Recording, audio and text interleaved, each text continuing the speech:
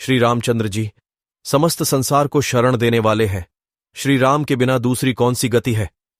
श्री राम कलयुग के समस्त दोषों को नष्ट कर देते हैं, अतः श्री रामचंद्र जी को नमस्कार करना चाहिए। श्री राम से काल रूपी भयंकर सर्प भी डरता है।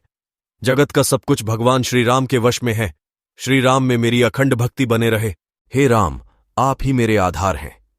चित्रकूट में निवास करने वाले भगवती लक्ष्मी, सीता के आनंद निकेतन और भक्तों को अभय देने वाले परमानंद स्वरूप भगवान श्री रामचंद्र जी को मैं नमस्कार करता हूं। संपूर्ण विश्व के अभीष्ट मनोरथों को सिद्ध करने वाले अथवा सृष्टि, पालन और संहार के द्वारा जगत की व्यवहारिक सत्ता को सिद्ध करने वाले ब्रह्मा, विष्णु और महेश आदि देवता, जिनके अभिन्न अंश मात्र हैं, उन परम विशुद्ध सच्चिदानंदमय परमात्मा देव श्री रामचंद्र जी को मैं नमस्कार करता हूं तथा उनके भजन चिंतन में मन लगाता हूं।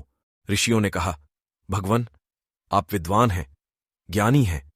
हमने जो कुछ पूछा था वह सब आपने भली भांति बताया है। संसार बंधन में बंधे जीवों के दुख बहुत हैं। इस संसार बंधन का उच्छेदन करने वाला कौन है? आपने कहा कि कलयुग में देवयुक्त मार्ग नष्ट हो जाएंगे। अधर्मपरायण पुरुषों को प्राप्त होने वाली यातनाओं का भी आपने वर्णन किया है। घोर कलयुग आने पर जब देवयुक्त मार्ग नष्ट हो जाएंगे, उस समय पाखंड फैल जाएगा। यह बात भी प्रसिद्ध है। प्रायः सभी लोगों ने ऐसी बात कही है। कलयुग के सभी लोग काम वेदना से पीड़ित, नाटे शरीर के और लोभी होंगे तथा धर्म और ईश्वर का आश्रय छोड़कर आपस में एक दूसरे पर निर्भर रहने वाले होंगे। प्रायः सब लोग छोटी आयु और ज्यादा संतान वाले होंगे।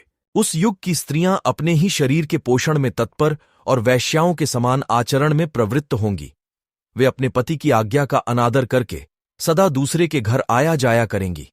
दुराचारी पुरुषों से मिलने की सदैव अभिलाषा करेंगी। उत्तम कुल की स्त्रियां भी परपुरुषों के निकट ओछी बातें करने वाली होंगी, कठोर और असत्य बोलेंगी तथा शरीर को शुद्ध और सुसंस्कृत बनाए रखने के सद्गुणों से वंचित होंगी। कलयुग में अधिकांश स्त्रियां वाचाल, व्यर्थ बकवास करने वाली होंगी। भिक्षा से जीवन का निर्वाह करने वाले सन्यासी भी मित्र आदि के स्नेह संबंध में बंधे रहने वाले होंगे। वे भोजन के लिए चिंतित होने के कारण लोभवश शिष्यों का संग्रह करेंगे। स्त्रियां दोनों हाथों से सिर खुजलाती हुई गृहपति की आज्ञा का जानबूझकर उल्लंघन करेंगी।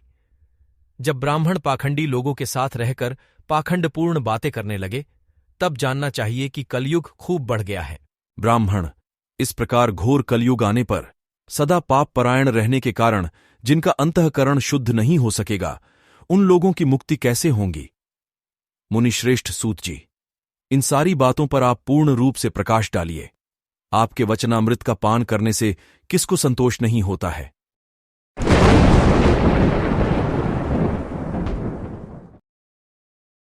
मेरे प्यारे राम भक्तों, हमारा यह प्रयास है कि पवित्र वाल्मीकि रामायण को पुनः एक बार मानवता के हित के लिए संपूर्ण भारतवर्ष एवं संपूर्ण विश्व को पान कराया जाए।